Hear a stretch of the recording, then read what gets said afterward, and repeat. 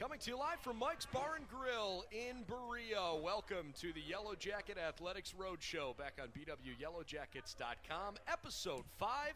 It's been a great fall in Berea, and we've had a great time visiting with lots of our coaches and players all along the way throughout the course of the fall. I'm Brendan Gulick. Thanks for joining us. Glad to have you on board for another episode here tonight. We've got 3 great guests lined up, including one of our women's soccer players who's had a terrific season, Sydney Rice, local product from North Royalton. She is a first-year Yellow Jacket, but not a first-year college athletics competitor, so we're looking forward to talking with Sydney.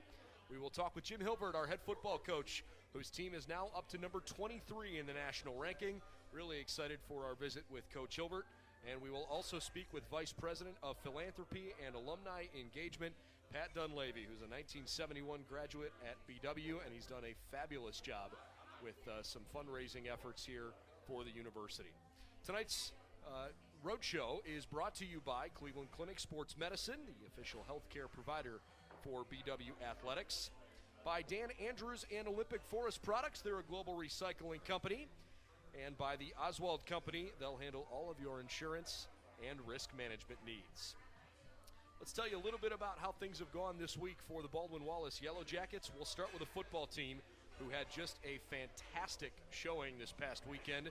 They beat up on the Wilmington Quakers by a final of 41-7, winning their 4th game in a row and moving to 6-1 now on the season. Yellow Jackets have 3 regular season games left, and they're good ones. They're going to play Marietta at home, Hall of Fame Day. George Finney Stadium will host the Jackets on Saturday. Ohio Northern will host the Yellow Jackets in 2 weeks for BW's final road game of the season. And then, of course, the Yellow Jackets will come back home and they'll play the John Carroll Blue Streaks, the 33rd annual battle for the Cuyahoga Gold Bowl trophy. Very excited for that one. So those are the final 3 regular season games. And look, that Jacket football team is certainly hopeful that this might be the season that they'll find their way back into the playoffs. Nothing's guaranteed, but they are certainly in a good spot at the moment. This past week, it was a couple of soccer and volleyball matches against those John Carroll Blue Streaks from across town. That was this past Wednesday. Huge win for the women's soccer team, and we'll talk with Sydney about that. 2-0, BW beat John Carroll in that game. On the volleyball court, it was a really tightly contested 5-set match, went all the way down to the final couple points. John Carroll eluded victory 3-2 over Baldwin Wallace. And on the men's soccer side, a 2-1 win across town. The men's soccer program lost 2-1 at John Carroll. On Friday, the swimming and diving teams competed against Hiram and Ursuline and won all of those competitions. The women's swim team beat Hiram 118-28. They beat Ursuline 120-13.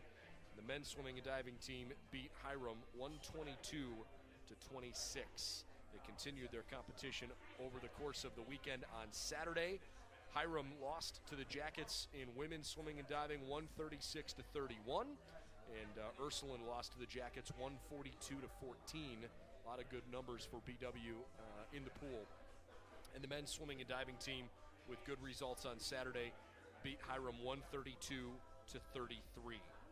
On the volleyball court, the Jackets got back onto their winning ways with a 3-0 win over Wilmington. That was down, of course, in Southern Ohio. As I mentioned, the football team with an impressive showing, 41-7 over the Wilmington Quakers, and they moved to 6-1 on the season. Women's soccer team with a great win at Wilmington. They also picked up another conference victory, so a 2-0 week for the women's soccer team. They're 2-1 on the season now, and the men's soccer team dropped a 2-1. I should say the women's soccer team, I think I said 2-1. That's not true. They're 9-8 on the season, but they won the game 2-1. The men's soccer team lost by a score of 2-1. They are 6-10-2 now on the season. So that was it for the competition last week, and we will tell you about the upcoming games against Mount Union and Marietta here in just a little bit. In the meantime, tonight's show brought to you by Medical Mutual of Ohio, official healthcare provider of Baldwin Wallace University, by Buffalo Wild Wings in Medina, Strongsville, and Warrensville Heights.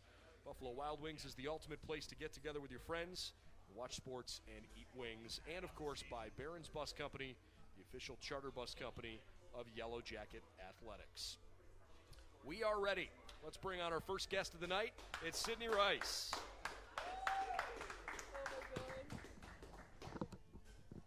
Hello. How are you? I'm good. How are you? I'm good. We're awfully happy to have you. Oh, yeah. Yeah.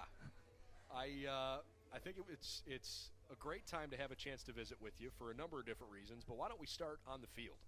A 2-0 week, and frankly, a really meaningful week for you guys as a team, because not only are you now guaranteed to play in the OAC tournament, you got a real chance, depending on results this week, to be able to play at home. So why don't we just start with the last two games here this past weekend. What's it like to finally feel like as a team you're getting in a really good rhythm in conference play?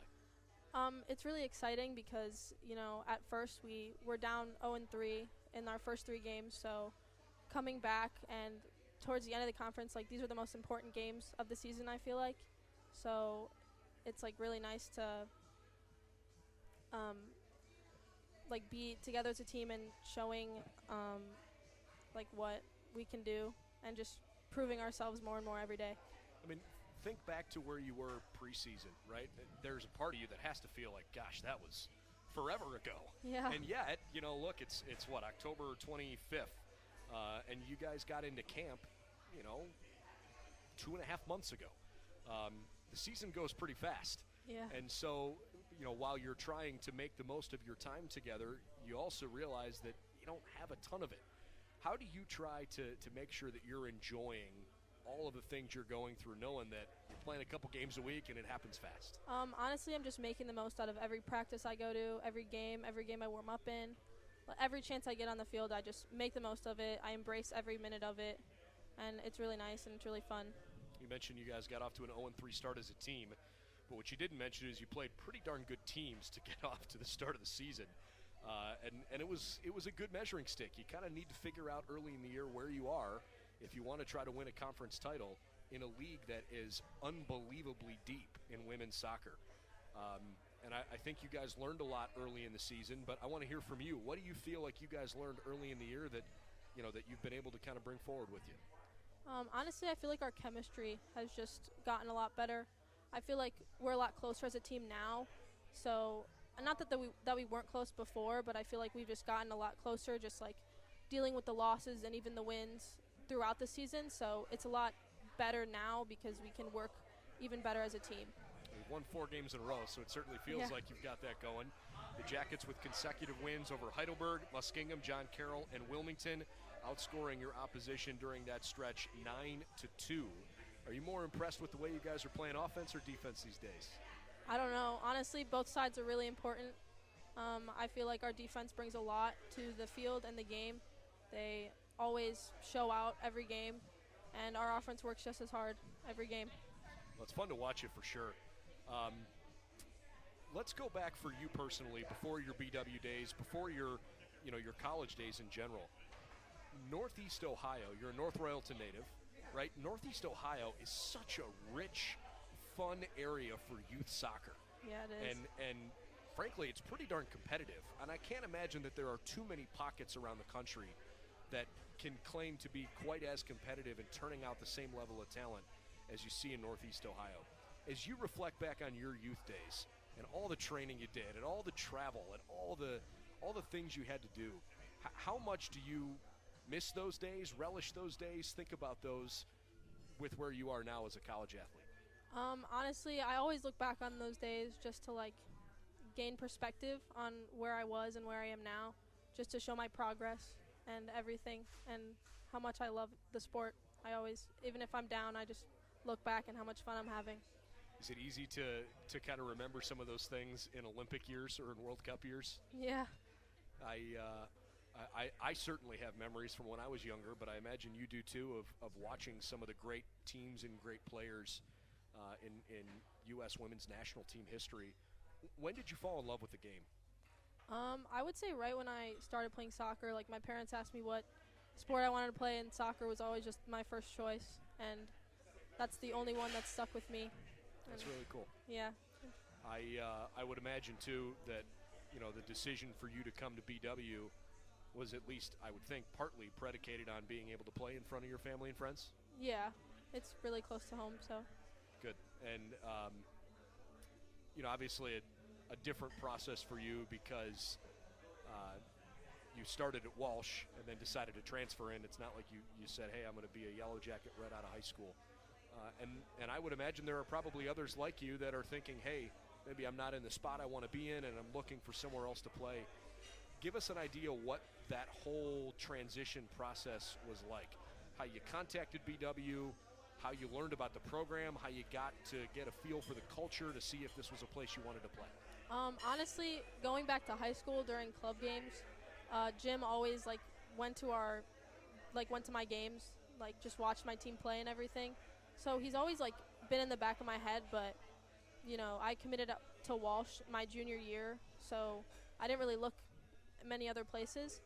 But I knew once I got to Walsh that I wanted to be close to my house, even though it was only an hour away.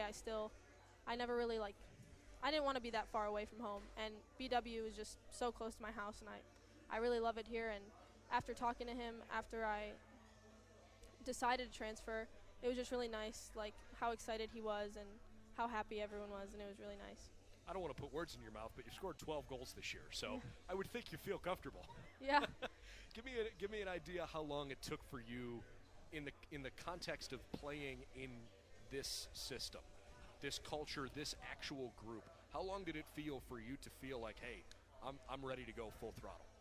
Honestly, before I even came here, I just knew that I had to show up because, this is a really hard, very competitive team, very competitive conference, and I just need to work really hard and extra hard every day, and I'm trying to do that every day. Are you willing to share some of your goals with us? I'm not talking soccer goals. I'm talking academic goals, post-grad goals, things like that. I don't really know. I haven't really thought about it that much, but my major's accounting, so okay. I might be an accountant, or I really want to join the Air Force. Very later on and be an officer in the Air Force, but wow. Yeah, we'll That's see. Terrific. Yeah. This is about you, but I know that life. My brother-in-law's a pilot in the Air Force, and that's an awfully noble way to spend your time in your life. I wish you well with that for sure. Thank you. From an accounting perspective, Baldwin Wallace, a great place to get an education because you've got 4 big accounting firms in town and you've got access to so many internships and resources. Let's move off the soccer field for a second. Take me inside, Sydney the student and how being a Baldwin Wallace student has helped you, prepare for what you think life will be like after school. Honestly, my classes, day-to-day life, it's very hard, I would say. I have to work really hard with my homework and studying and everything, but it always pays off, and I know that I'm here to get a good education and land a good job or have a good future later on, and I know that this is the right school for me. Very, very cool. Well, we're awfully proud of what you've done so far in the soccer field, and it's hard to believe that the season is literally coming down to the wire here. Got a game on Wednesday and Saturday to wrap up the regular season, and then it's tournament time, and you could have a lot of games, you could have one game. Yeah. How much do you guys talk about postseason play? Obviously the goal is to get to the tournament, and as a team you've been there a lot, but how much do you guys literally talk about competing for a championship as a team? I feel like that's always our end goal, but we never really talk about the future. We always talk about the one game we have ahead of us. So it's always a one-game season, Jim says. Every practice, every week before a game, practice before a game, it's always the game that we have ahead of us. We never look forward to, past that because we have to focus on the game. And is that a mentality that you feel like you had adopted prior to being at BW, or did that take some adjusting for you? I feel like I had it prior, but it's definitely a lot better here and bigger, more focused on that mentality. Yeah, I don't know. Well, it certainly seems to be working. You've won 4 games in a row, and coming down the stretch of the season here, it seems like the team is playing well. I know we're looking forward to following you guys on Wednesday and Saturday, and certainly wish you the best going into the tournament next week. It's great to meet you, and thanks for spending some time with us. Thank you. Sydney Rice of our women's soccer program, one of the top scorers in the OAC, and one of the best Yellow Jackets on campus. Thank you. You bet. You bet. Certainly enjoyed our conversation with Sydney. And with that, we'll bring on head football coach Jim Hilvert.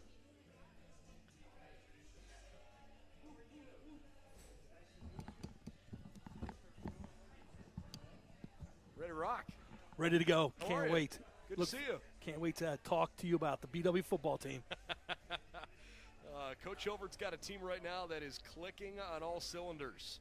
You got an offense that last week, a 41-7 victory looked really good. A defense that, pitched a third down shutout 0 for 10 against Wilmington. I mean, I would have to imagine, I don't want to put words in your mouth, but I have to imagine you're proud of the way this team is playing right now. No, I really am. I think we did some great things Saturday. Obviously, defensively, we caused 7 turnovers, 0 for 10 on third downs. We were flying around making plays. Dark side defense was in rare form, which was really good to see. And then offensively, we had 500 yards of total offense on the offensive side of the ball, ran for 350. Our offensive line did a really good job. John Murray was John Murray, a typical Saturday for him. But the thing, honestly, for us, I thought we needed to finish some drives. Obviously, had to settle for 3 field goals. We made 2 out of 3 with Dean Saris. And I think there's some opportunities out there where we needed to put it in the end zone, and that's something we can obviously progress with, obviously this week and the weeks to come. But our overall performance was really good. A typical Saturday for John Murray. You're right, but it's just kind of hilarious to think about. A typical Saturday is 31 carries for 174 yards and 3 touchdowns. I mean, those really aren't terribly far off his average numbers. He has been a true workhorse for you this year. When you've got a team that is racking up wins, and you've got big star players that you can lean on, like John Murray, how much does that help you, one, game plan a little better, but 2, just take a deep breath on the sideline knowing, man, we got a guy that we can give the ball to. He's not going to fumble it. He's going to help us get down the field. Oh, it's big. I mean, be able to have John Murray, obviously your workhorse, and just the guys in front, too. Having, guys like Gvon and Pat Simon and Austin Stafford, George Newcomb, guys, going just up to the challenge, and our guys have done a great job. And then, obviously, having a guy behind John, DJ Griffiths, Jane Harris, which is awesome. And then for us at the receiver position, Darius Stokes leading the wide receivers, Ian Mitchell coming out at receiver, having a big play on at receiver. Keegan doing a really good job the last two games of delivering the ball to our guys. It was great. It's really neat to obviously be on the sidelines, watch those guys go to work, see guys like Sekou Amani on defense, run around, make plays. Arocho, my little man Arocho, doing some really good stuff. And then one of our freshmen, Ryan Pagis, is doing a really good job. He had a really good game, too. Just watching those guys perform and perform at a high level is really nice to see as a head football coach. 517 yards of total offense for the Jackets this past weekend against Wilmington. 24 first downs, 158 yards through the air, 359 on the ground. Keegan Armitage, you mentioned him, 7 of 11 for 158, 2 touchdowns, no interceptions. Give us an idea about Keegan's growth throughout the course of the year and why you think this is a guy you can lean on here down come crunch time regular season here. Right. I think, first of all, the first game against Hampton Sydney, he really had a good game. I mean, going in a hostile environment and doing some of the things that he did an unbelievable job. And then I think we got a little bit of being inconsistent. I think he obviously, for us, took a look back of what we did recently. And these last couple of games, he's playing really, really well. I was really proud of him progressing, taking coaching, running with his feet too, and obviously that to go along with being very efficient throwing the football. He's done an unbelievable job. I'm really proud of him.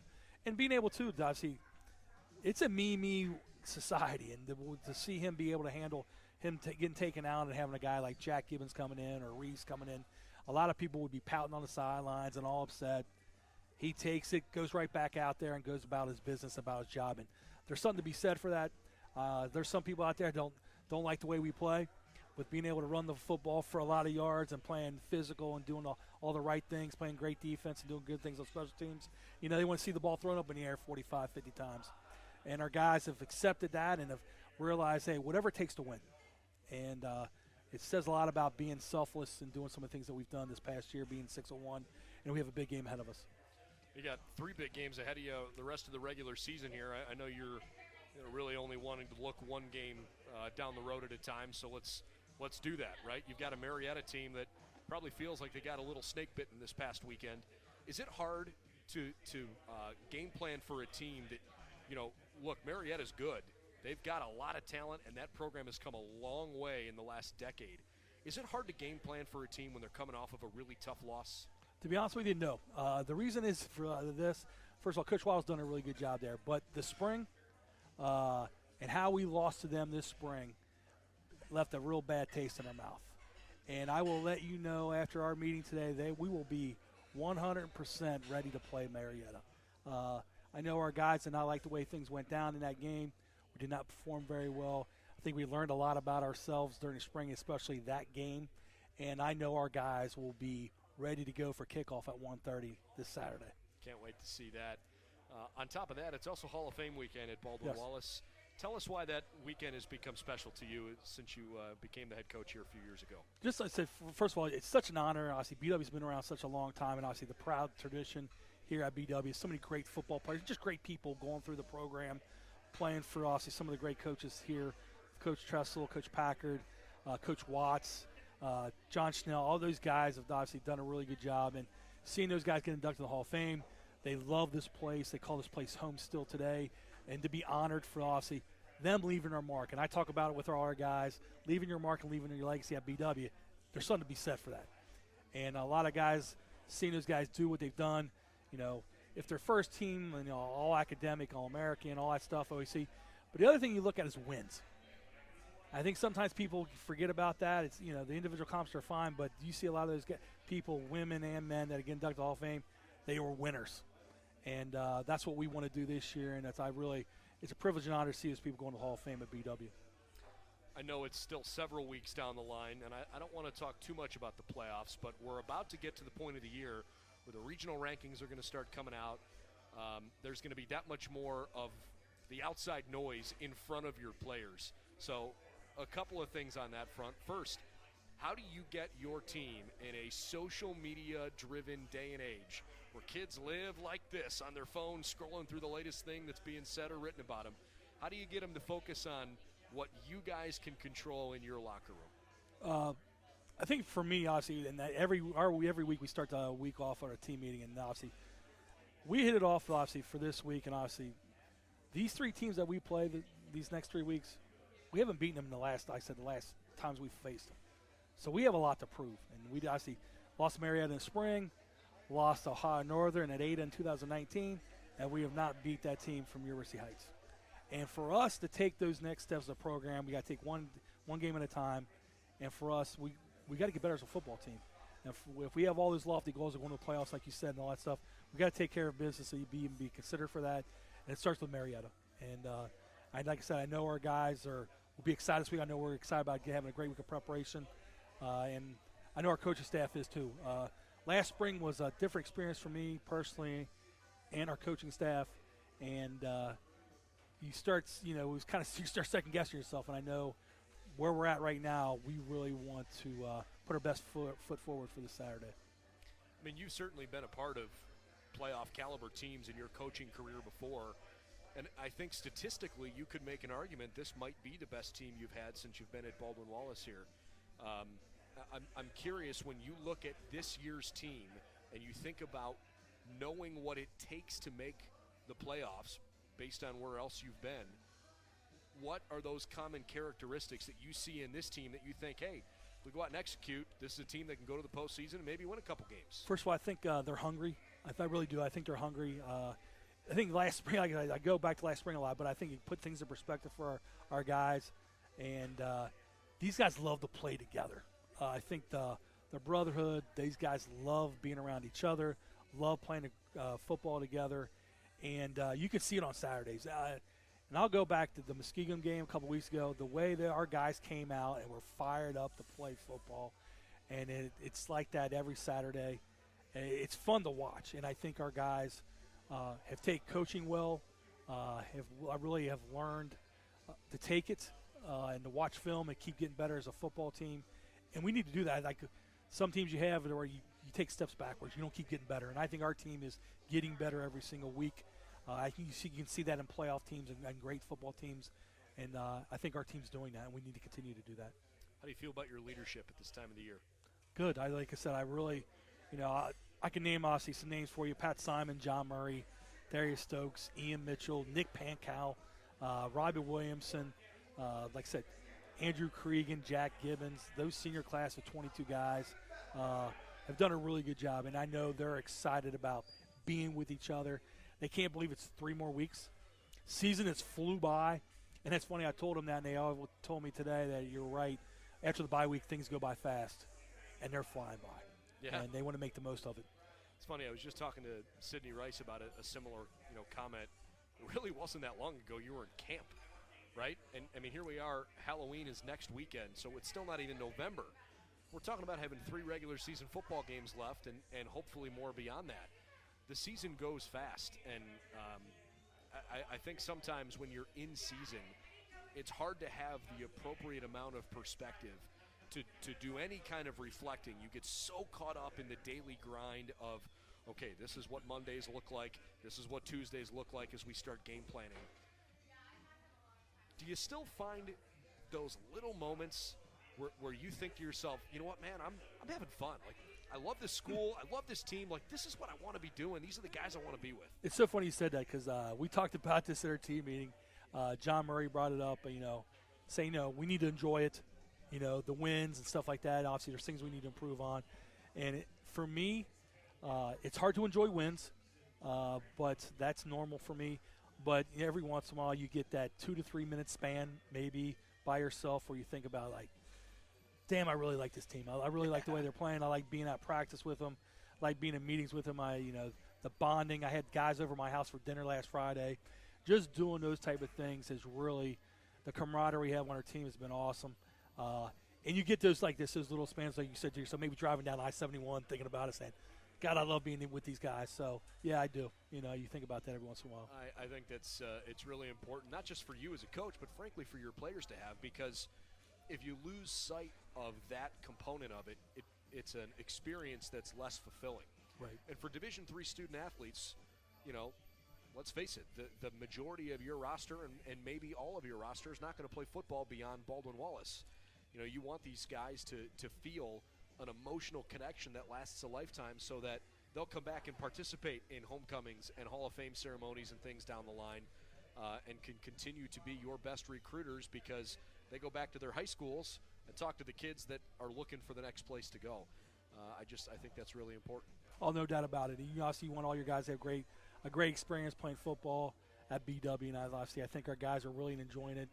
And then there's such a fine line between winning and losing, and our guys have felt that losing aspect in the spring and have really worked their butts off to get where we're at now. And like you said, enjoy the moment, and like I told them, we only have so many practices guaranteed, only so many lists guaranteed. Let's make the most of it, and let's have fun together, and let's make the most of these last 3 games. Well, we are really excited about what the Jackets have done so far, just in pulling up a couple of the numbers. So in case people don't know, we're talking about John Murray having great numbers as a team, 257 rushing yards per game on average. That's top 15 in the country. But the big number, and I'm sure probably the one that has your attention quite a bit, you are 5th nationally in turnover margin. How much has that been an emphasis for you this year? Huge. Because if you look at the spring, I believe we turned the ball over in 2 games 7 times. And for us now, us creating turnovers and us taking care of the ball, people don't understand. If you can rush the football, play great special teams, play great defense, and take care of the football, you can win a lot of football games. And we've done a really good job of taking care of the football and causing turnovers. And we need to continue to do that, obviously, in these next 3 weeks. All right, I'll ask you one more question about a game that's a couple weeks from now. Week 10 of the regular season. I know there's a sign and a countdown clock hanging right outside the locker room. I know you guys think about it and talk about it constantly. It looks like, again here this year, there is potential that game could become a win and you got a really good chance to make the playoffs kind of game. How much, as the season moves along, how much more does that game become part of the conversation with the team? I'll think about that the day after we play Ohio Northern. I go by it every single day, multiple times, obviously, and you see it get closer to that time. But obviously, we have 2 great opponents in front of us with Marietta, Ohio Northern. So, but I'll start thinking about it. Matter of fact, probably will be that Saturday after playing at 8 Ohio. I appreciate the politically correct answer. That's great. That's great. Jim Hilvert, head football coach for BW. Good luck this weekend. Great to catch up with you. We'll see you real soon. Oh, it's great seeing you again. I appreciate you having me on. Thanks for joining us. Jim Thank Hilvert, you. head football coach here at Baldwin Wallace. All right. And with that, the late round of applause, but they still love him. We appreciate Coach Hilbert spending some time with us, and we have a very special guest. I want to make sure that I get his lengthy title correct. We got to flip it around the other way, or we're going to – This one? Yep, that way. There we go. We want the microphone to be in front. There we go. All right. Pat Dunlavy, who is the Vice President of Philanthropy and Alumni Engagement for Baldwin Wallace. We appreciate you spending some time with us tonight. You brought notes, my friend. I brought notes because I have a lot. I brought notes because I have a lot of names to tell you about tonight. That's a good thing. So thank you for having me, Brendan. Nice to see you again. It's great to see you too. I don't want to shortchange the large and lengthy responsibility that you have at BW. So for those who haven't had a chance to meet you before or aren't familiar with all of the different things you do with alumni, why don't you give us a 10,000-foot view? Well, it's really pretty simple. As the Vice President for Philanthropy and Alumni Engagement, we have two primary functions. One, raise money for BW. And number two, connect with and communicate with and engage our alumni. You know, we have 50,000 living alumni in America, and our little team of 15 people somehow does our best to stay in touch with them. So in a nutshell, that's what we do. And do you split it up 2,000 per person? I'm just kidding. We have to be a little more targeted than that. I would imagine. Well, this is obviously a big week for you, right?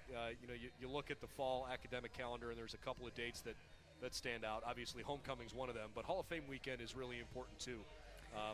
And I would imagine that's taken a lot of your time and effort here recently. Well, you know, before I talk about the Hall of Fame weekend, which is this coming Saturday, I do want to say the last time you had me on, we talked about homecoming. And homecoming ended up being a fabulous, fabulous day. In my 7 years in this particular job, we've never had a larger crowd, a more spirited group of people, more involvement from parents, students, alumni, and friends and community members. From 9 o'clock in the morning until 9 o'clock that night, it was nonstop. And I have to tell you, it was enlightening. It was fantastic. And maybe part of it was because people finally are able to get out and about. I was going to ask you about that. You know, I'm sure there is some element of, you know, we've been to ourselves for so long and afraid to be out in public places and whatnot. And now, as you know, the weather was good over the summer, and frankly, I realize the weather's not good this evening, but we've had a pretty good fall weather-wise and had a gorgeous day for homecoming.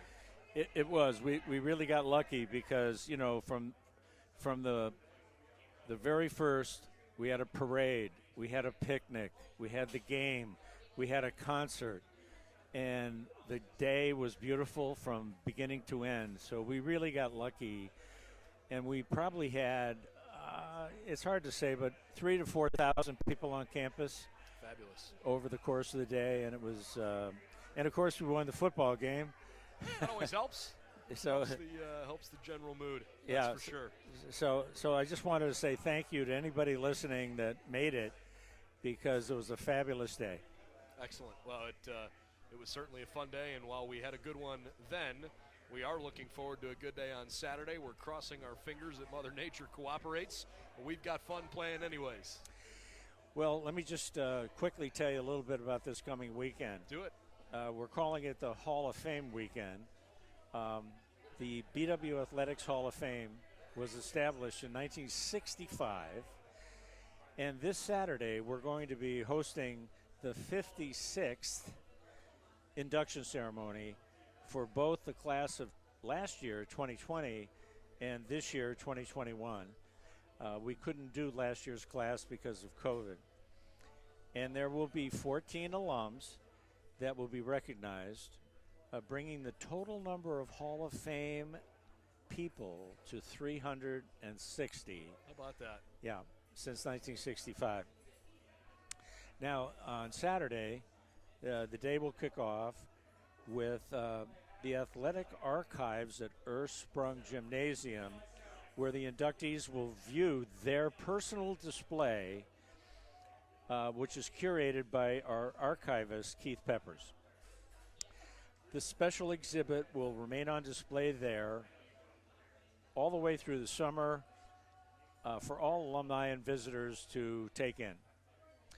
After that, all the inductees will join us for an invite only with their family and friends at a tailgate party before the football game at Finney Stadium. At 12 p.m., after the tailgate, we will begin our induction ceremony with a guest presenter, an alum, Mark Benedict, from back in the day when I was there, 1970, who was at that time, much like you right now, the voice of the Yellow Jackets for football, basketball, and baseball games during his undergraduate career. So he's going to MC the actual induction ceremony. We're lucky to have Mark coming back. Yeah, he's a cool guy, and will do a great job, I'm sure. And then during the game versus Marietta, the inductees will be recognized name by name on the field during the halftime. And all I can say is congratulations to both the 2020 and 2021 inductees. And Steve Thompson asked me if I would just quickly mention their names. Quickly, and the laundry list falls out of all 14. And so I will. I appreciate that. So first, we had a large class last year, 2020. Yep. So let me see if I can do this in order. Randy Edwards, class of 83, football. Larry Rosati, class of 83, football. Jeff Shenick, 87, men's soccer.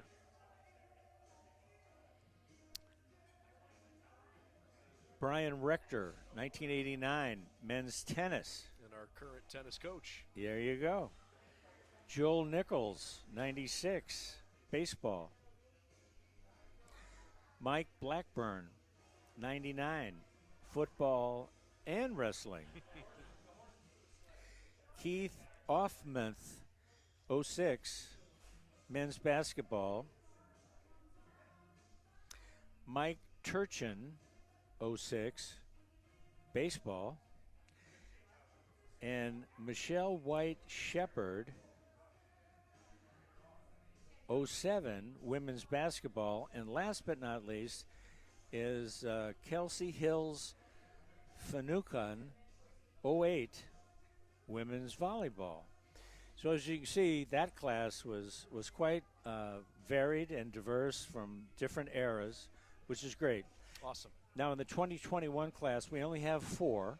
Okay. And I'll just read their names very quickly. First is Fred Saylor, class of 98 for football.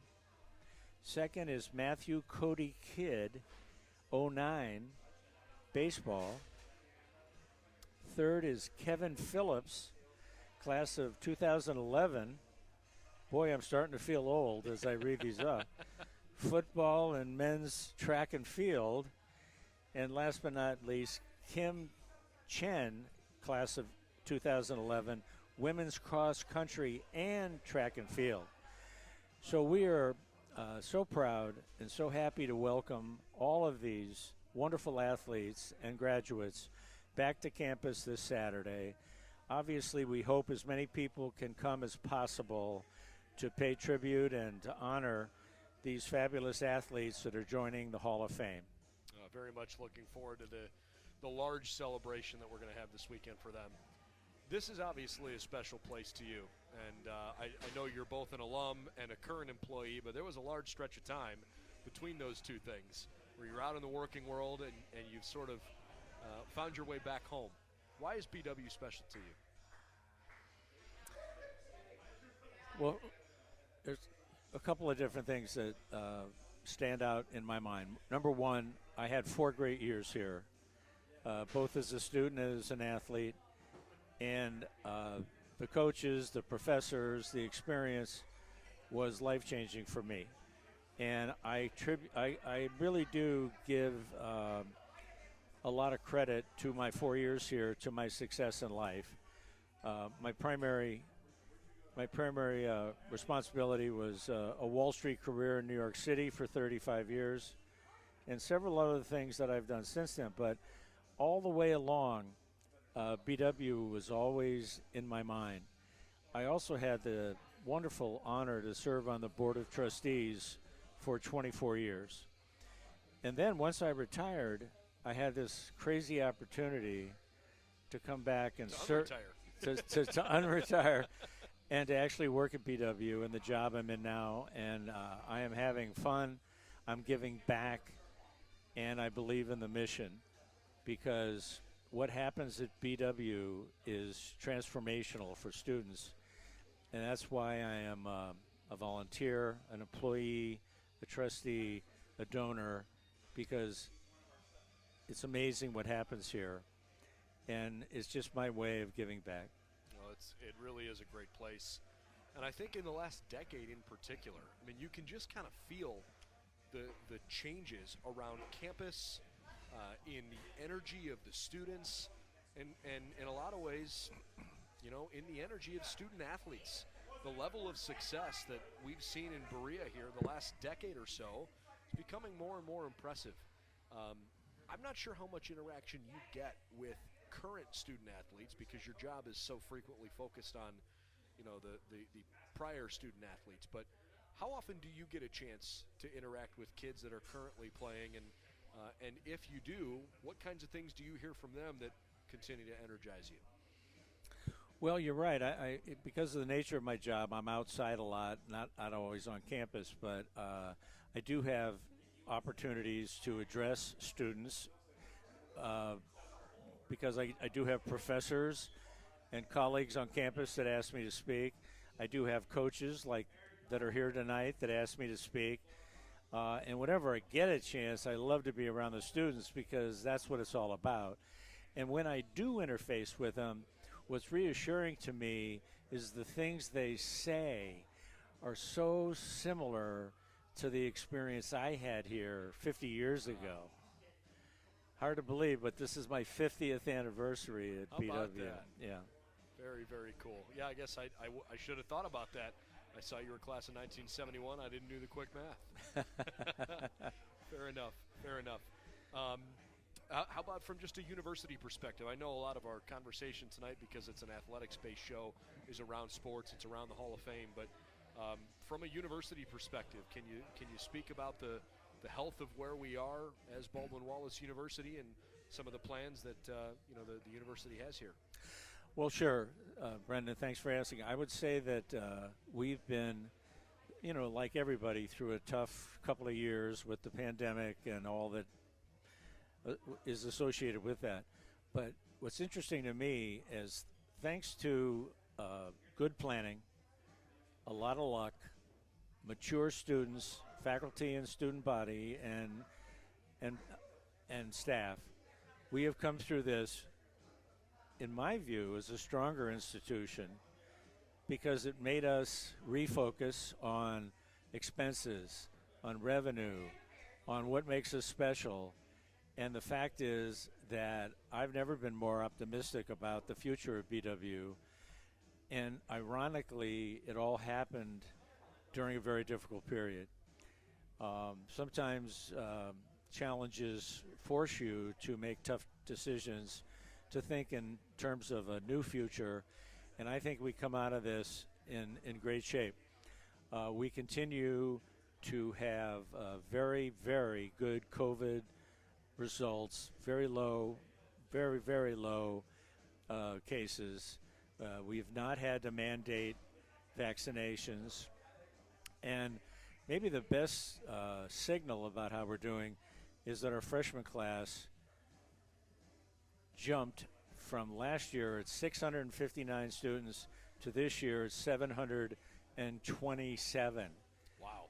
And that's in a period that everybody says is a down period. You're right. So our enrollment is strong, our budget is balanced, Granted, we had some luck, but you know what?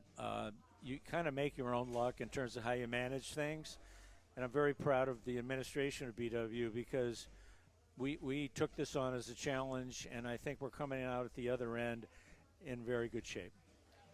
How much of, well, maybe the better way to phrase this question about university leadership is just from your own perspective. You know, students don't often have, daily interactions with President Helmer, with vice presidents of the school, people who are in charge of making sure the university continues to thrive and grow. And so perhaps the current student impression of leadership isn't well enough informed because of that. You interact and are part of that core very deeply. Why are you so proud of and trusting in this current group to know that, hey, if there are big projects or small projects moving forward that we as a university can tackle, why do you feel so confident in this current group? Because under the leadership of Bob Helmer, our president, who's now, I think, in his 10th year, transparency, communication, frequent updates on virtually everything is the way we operate. I have to tell you, when I was a student here, and I loved it here, I hardly ever knew what was going on in the big picture. The students at BW today know exactly what's going on with the big picture because of how transparent and how open we are about literally everything we're doing. And whether it's our stats, our budget, our COVID response, our focus on diversity and inclusion, whether it's how we market the school, the students, if they're paying attention, know a lot more today than in previous generations. And I attribute that to Bob Helmer and to Dan Karp, who's in charge of university relations, and so he's in charge of the communication and the public relations and the advertising and the messaging for the university, and I have to say, it's outstanding. I'm glad to hear that, and I've certainly gotten to spend a little bit of time with President Helmer and with Dan Karp, and I echo those sentiments. Before we let you go, since you have such a deep relationship with the alumni side of things, if there are alumni who are looking for an avenue to give back, to volunteer, to reconnect with the BW community, what's the easiest way for them to do that or to get a hold of you? Well, I'm easy to find. All you have to go to my email at patdunlavy@bw.edu. But to your broader question, there are so many ways that alumni can make a difference. And it can be volunteerism. It can be speaking opportunities on campus. It can be being part of advisory committees to the various schools. It can be in helping us recruit students to BW. It can be in creating internships and jobs for our students depending on where you work and what your company does. And of course, the philanthropy piece of it is so critical. The reality is that, Brendan, tuition has never been enough to make BW work. We have to discount our tuition by almost 50% to get the students to come here. How do we make up the difference? And the answer is three ways. One, gifts from alumni, friends, corporations, and foundations. That's my job. Two is income from our endowment, which I'm pleased to report is over $200 million now. Fabulous. And we draw down about 5% a year for various purposes. And then there's auxiliary income that has nothing to do with tuition. We are a tuition-driven institution, but auxiliary income and gifts are so important. The best example is right next door. Starbucks is our franchise, and it's an amazing moneymaker for the university. You'd be surprised at how much coffee. I don't know. I drink a lot of it, so I believe it. Students will drink in this era. So, but thank you for asking. There's a million different ways that our alumni can make a difference, and without them, quite candidly, we're nowhere without them. Well, it's been a wonderful conversation and certainly enjoyed having a chance to chat with you. Thanks for your time. Have a great Hall of Fame weekend and best of luck here the rest of the fall. Thank you, Brendan. I appreciate the opportunity to chat. Right. Absolutely. Okay. Pat Alrighty. Dunlavy does a great job here with all of our alumni all over the country.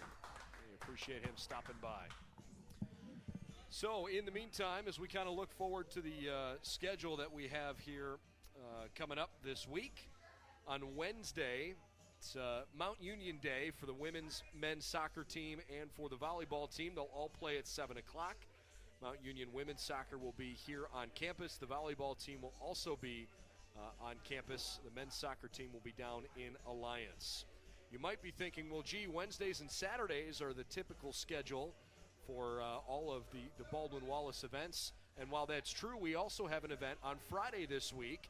We've got a high school football game over at Trestle Field. St. Joe's and Hawken will play at Trestle Field. It's playoff time in Ohio high school football. We're excited to be hosting a playoff game this weekend.